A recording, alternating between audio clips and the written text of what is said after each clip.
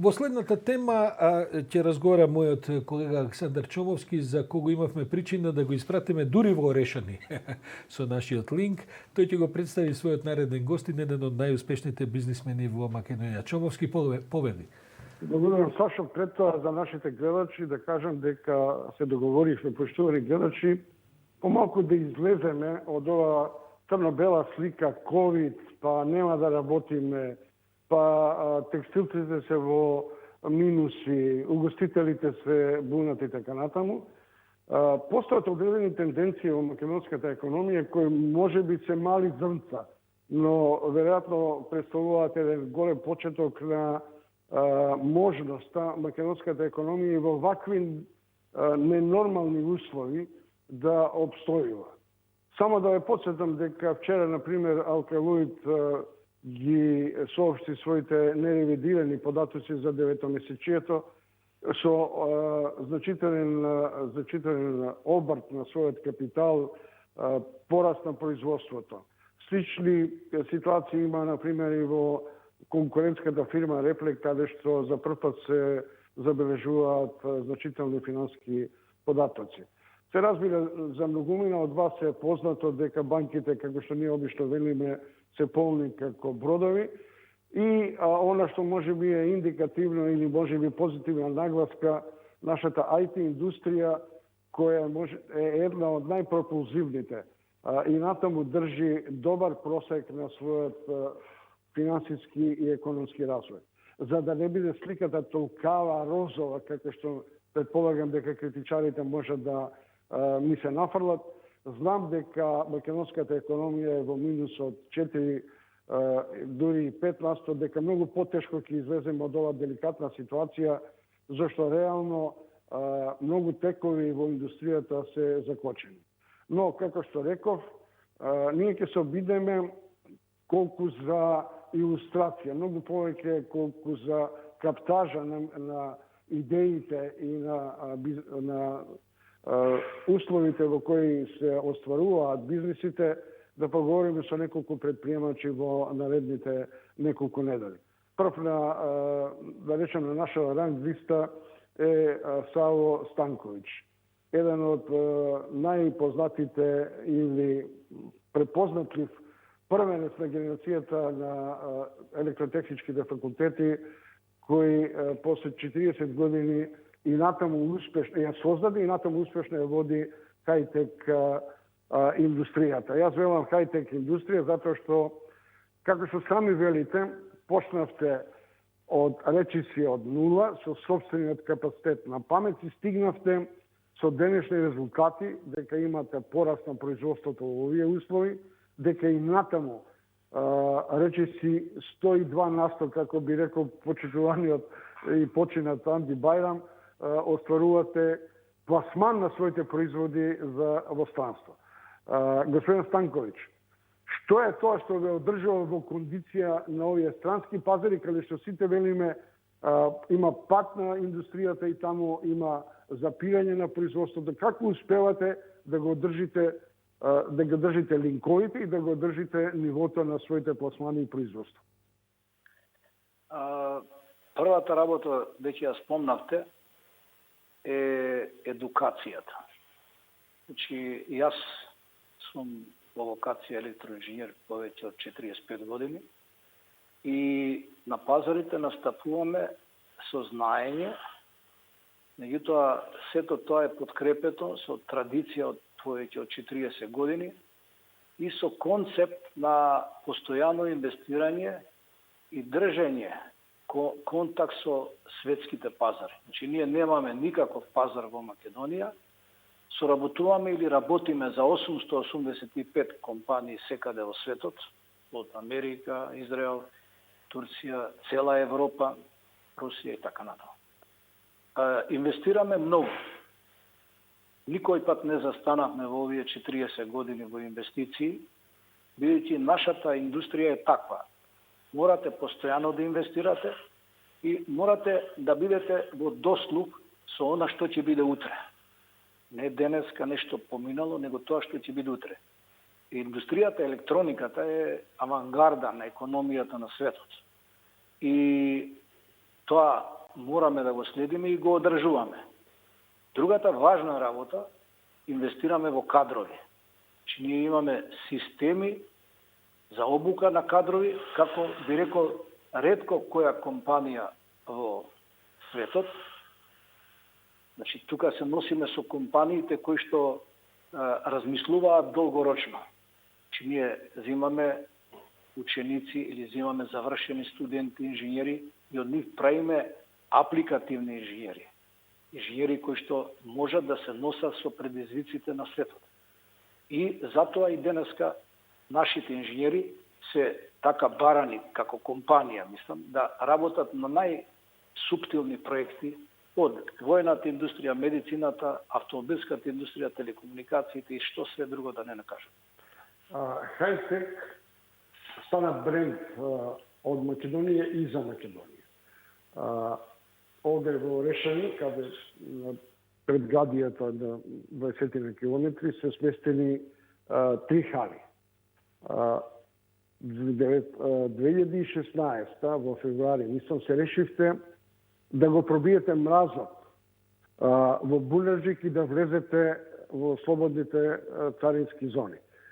Што тоа ви донесе како бенефит и што беше предизвик да ги искористите погодностите на својот извозен асортимат?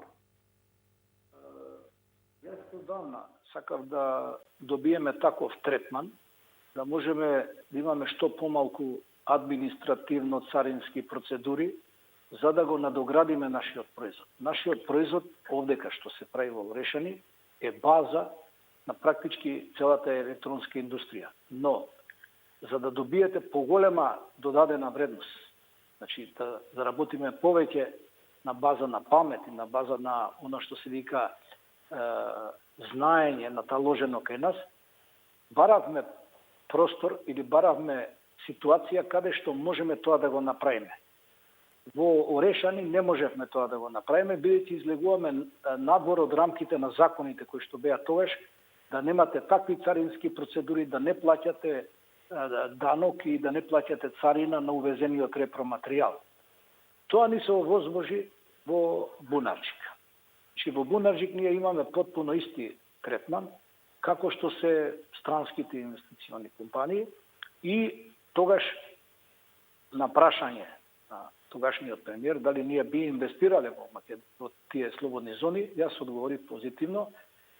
Траеше целата процедура многу кратко, значи беше еден состанок само и јас дури бев изненаден колку кратко траеше таа процедура. Бев изненаден, но позитивно ја прифатив целата таа иницијатива и потпишавме договор со владата и го реализиравме тоа. Ние денес ако се тие поголности на слободните царински зони и Бунарџик, зошто целокупното производство тамо не го изнесете? Зошто имате потреба и овде да го ширите пласмана на производството? Да се пренесе оваа фабрика во Бунарџик не е едноставно. Разбирате, тоа е сепак нешто што тражи многу време и многу, како да кажам, треба да се дуплира фабриката. Ние не смееме да прекинеме производство, дури во саат изборуваме сега, бидејќи нашиот производ, ние имаме по 60 различити, најмалку просечно 60 различити нарачки на ден за компании кои што се као Bosch, Mercedes и така натаму. И ние не смееме да кажеме, слушајте сега, ние нема да правиме производство 2 месеца или 3 месеци и ќе почнеме да работиме од Бунарџик со нова фабрика ваква каква што е сега во Орешани. Имам една работа која сакам да ја разјасниме. Целокупната автомобилска индустрија и овие другите индустрии чија логистика и вашите плочи се дел од нивните производни ленти. Тие во еден период беа во една стендбај ситуација. Дали тоа го наруши вашиот тек на производството? Дали вашите деловни партнери имаа разбирање поради што имате и раст од 8% или колку имате раст на производството оваа година? Оваа година, заклучно со последната информација што имав со први 11, растот финансискиот раст е 11%, вработувањето 9%. вака сега, ние сме специфична компанија. Ние не работиме масовно производство. Ние работиме нешто што е прототипи, први серии и техничка документација за да се оствари после тоа масовно производство, ако се прави масовно производство. Кога компаниите, како што е Siemens, Mercedes, Bosch, Audi и така на и редам до 885 ги има, кога они би престанале да експериментираат, значи да развиваат нови производи, тогаш со еден збор би се случила темница на светот. Они тоа него, они може само да се преиспитуваат за масовните серии. И сега, гледате, сега е прашање на тоа што ќе прави автомобилската индустрија. Кој се престроил, кој не се престроил кон електроавтомобилите, кон хибридните автомобили. Меѓутоа, они не престанале да прават експерименти. Значи, зборуваме за целата автомобилска индустрија на Германија, авиоиндустријата, така натаму. Ние за нив работиме. Ние не можеме да осетиме таква криза, како што се овие што се масовни производители. Дали се тие во Европа, се во Кина и на друго место, они се во далеко по-непогодна ситуација од нас. Држите контактите на ниво на мобилност. Со оглед на тоа дека хай-тек знаат од Вашингтон, Америка до Германија и Јапон. Дали се тоа контакти на лична и деловна релација или врз основа на бонитетот на производите што ги пласирате за вашите комитенти во странство? Прво, компанијата постои 40 години.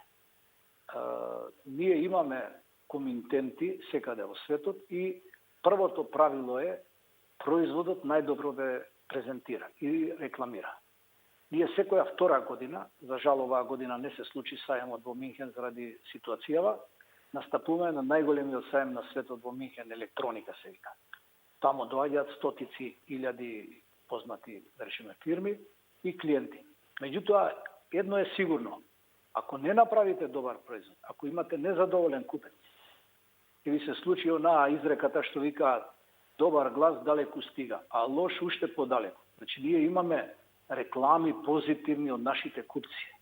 Ние имаме ситуации кога компании како што е Bosch, каде CEO-то на Bosch се обраќа до мене со благодарност за проекти кои што се со најголема тајност да се произведат у Македонија. Бидејќи ние имаме висок степен на доверливост на податоците што ќе ги добиеме од нашите клиенти. Тоа е многу важно. Ајде влезам малку у теориите на конспирација. Цело време ми зборувате висок степен на доверливост, тајност, деликатни проекти и така натаму. Кој ја чува индустријската собственост? Кој вас ве чува од евентуално упади на конкуренција?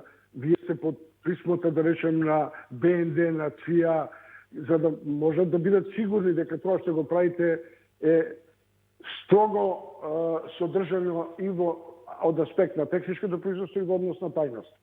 Кој ве чува? Видите, да ви кажам, првата работа е, збориме за нашиот информационен систем овдека у нашава компанија. Тоа е поделено на два нивоа. Едното е ниво кое што комуницира со странките, а производството е физички одделено. Тоа нема никаков контакт со комуникацијата надворешна.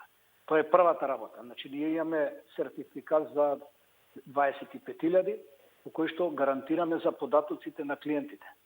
Другата работа си е работа на службите. Сега тие служби, дали се вика ЦИА, дали се вика БНД, дали се вика друга некоја служба израелска и така дале, они секако си ја вршат својата работа. Но ние не сме прекршиле и не ни паѓа на памет да прекршиме норми кои што сме ги подпишале. Ние имаме сертификати за користење на многу строги материјали кои што се користат во авиоиндустријата и така натаму, и тие сме подпишале каде не смееме или за кои клиенти не смееме да ги користиме. И нас не ни паѓа на памет да користиме тоа да се, да кажеме, играме на карти каде што ќе направиме прекршок во однос на договарањето. Со сите клиенти ние имаме non-disclosure agreement. Пошто ги гледаче лутински брифинг, излеговме од студиото како што забележувате. Свесно со обитно еден серијал на разговори со предприемачи во Македонија во овие економски услови, Разговараме со Саво Станковиќ, собственикот на Hightech Corporation, компанија која има интензивен развој, веќе од 4 децении е присутна на светските пазари, а зарачи од орешени. Се враќаме малку назад, дома. Господине Станковиќ, како ја оценувате оваа економска ситуација? Ние имаме во овој момент во Македонија една речиси парадоксална ситуација. Сите се обидуваат да бидат на државни јасли и сите бараат државата да даде. Го немаме она кенедиевски слоган, што ние на државата ќе даде. Ако вие се одржувате кондиционо, финансиски, индустријски, што е тоа што другите не успеваат во вакви неповолни услови да се адаптираат? Првата работа е тоа што вие рековте, постојано треба да мислиме на државата, бидејќи во пустиња никој не може да остане. Значи, ако ја опустошиме државата, еден ден ние самите не може да живееме тука. Значи, ако сакаме да мислиме на Македонија, и ако сакаме да мислиме на постојаноста во Македонија, тоа што треба да мислиме долгорочно. Државата е таа која што ќе створи амбиент за работа. Меѓутоа, не е државата таа што ќе ни ги направи работите нас да ни бидат на мене подобри или на оној подобри. Таа треба да створи еден општ амбиент. Сега, сите ние треба да се преиспитаме и што даваме на државата, и што правиме со компанијата, и што правиме со себе. Ние имаме сега, да речеме, ситуација која што не е баш поволна. Да кажеме пандемијата и така дали, иако јас не сум многу уверен дека тоа нам ни смета. Знаете, податоците кои што ако не сакаме да ги зборуваме сега, зборуваат дека ние имаме повише умрени од други болести него од ова. Меѓутоа, како сте ја припремиле компанијата за вакви моменти, тоа е многу важно. Какви се вашите биланси, какви се вашите резервни капитали, што вие инвестирате или колку реинвестирате од тоа што ќе го направите како добивка. Дали мислите дека или дали сте вие толку сигурни дека и идната година ќе биде сончево време, па не си купите капот. Затоа што мислите дека една година било сончево време и па и идната зима ќе биде убаво времето. Значи имаме работи кои што сме ги напуштиле од она што се вика македонската традиција, да си ги пуштиме ногите колку ни е чергата. Значи трошиме повеќе од тоа што заработуваме. Не реинвестираме пари. Не мислиме за иднината. Ние не мислиме што е нечесно за нашите деца, за нашите внуци, што ќе биде со нив. Ако тоа го правиме и ако гледаме како нашите предци ги создале куќите што ги имале, го создале имото што го имале, како го одбраниле тој имот со штедење и со макотрпна работа, нема да има големи проблеми. Кризите во светот се неминовна работа. Тоа е, ние сме во космосот, ништо, да знаете. Дали ќе биде утре топло или ладно време, зависи од тоа, најповеќе дали вие добро ќе се облечете. Да прашам. Што вие правите со дивидендите, со екстра профитот? Го реинвестирате, си го ставате во джеп, ги задоволувате своите работници, зашто постои предпоставки, предполагам дека ги гледате околу себе предприемачите. И ви изгледали чудно, фабрика, бараме пари од државата, фабриката не работи или ги буткаат работниците во ненормални услови да стигнат на работа, а при тоа екстра профитот останува во нивните джебови, државата треба да им рефундира во овие неповолни услови. Каков е вашиот однос и кон предприемачите и кон создавањето на клима дека треба да се размислува сега, но и за иднина? Ја можам да ви кажам дека во мојот живот, веќе 30 години постои оваа компанија, ја никој пат не сум земал повеќе од 10% од нето остварената добивка. Повеќе ги платиме сите дажбини према државата, према работниците, према банките, према клиентите. Од она што ќе остане, 90% јас го реинвестирам. Тоа го знаат и банкарите, го знаат. Тоа е политика или тоа е филозофија, подобро ќе кажам филозофија. Ако некој сака нешто да научи за тоа долговечност, постоење и така натаму, има една книга, се вика Најбогатиот човек на Вавилон. Па можат да прочитаат тоа, како иде тоа. Другата работа е, секогаш постоело нешто што на село, во нашите стари постоело. Дека немој да го изедеш житото до крај, може да не роди годината. Немој да ги потрошиш дрвата до крај, може да биде дугачка зимата. И така натаму, и така натаму. Ако вие сега сакате да ја искористувате фирмата за своји лични потреби, ќе биде тоа само на кратко.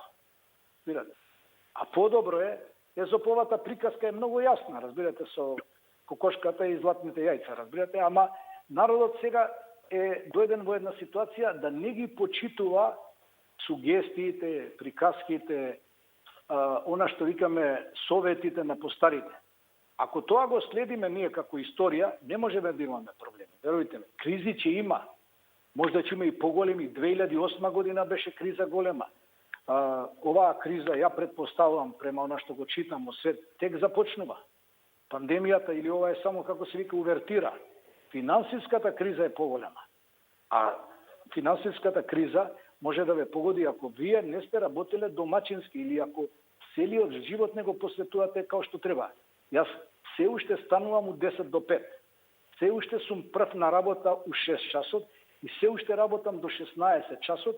Имам 45 години работен стаж, како што вика народот, запишан. Не сум во пензија, уште не земам пензија, иако имам 69 години и 5 месеци. Тоест, автопортрет на Сава Станковиќ. Уште само да прашам, како и од каде регрутирате стручен кадар, како ги одржувате во кондиција со светските трендови? Во овие услови во кои сите велиме си одат луѓето.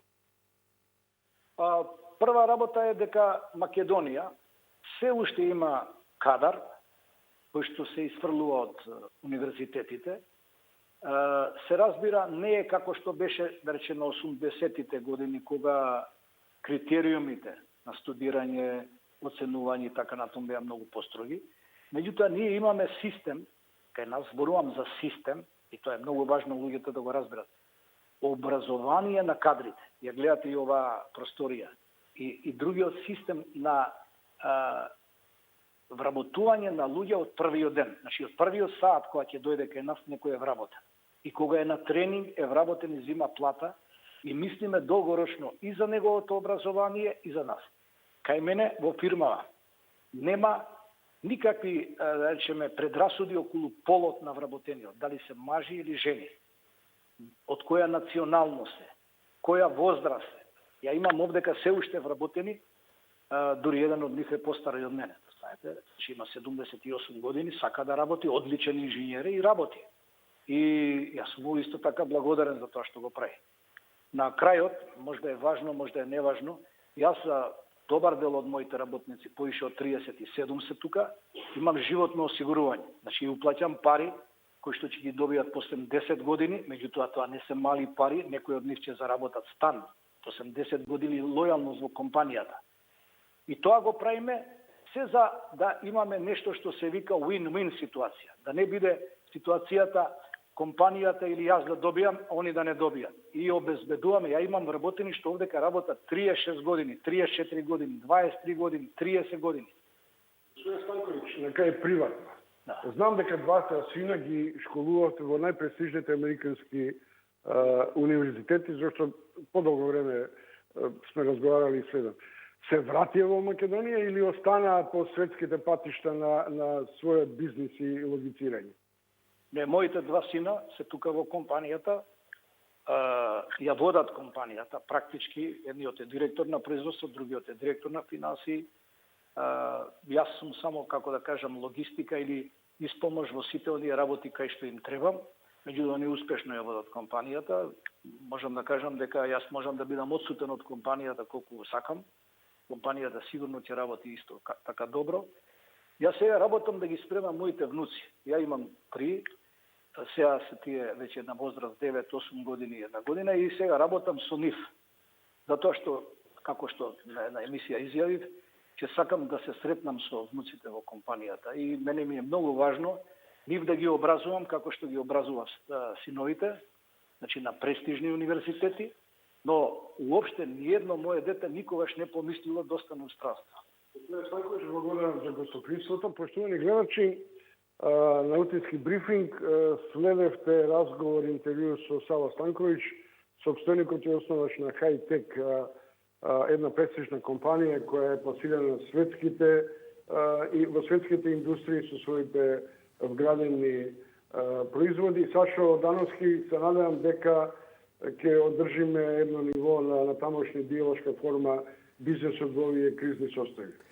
Чомовски, благодарам. Многу исклучително интересен разговор. Господинот Станковиќ е познат бизнисмен, на неговата фирма е една од најуспешните во Македонија и сигурен сум дека ќе посетиме уште многу вакви локации, можеби баш така како што и денеска направивме на лице место таму каде што се произведува успехот во Македонија.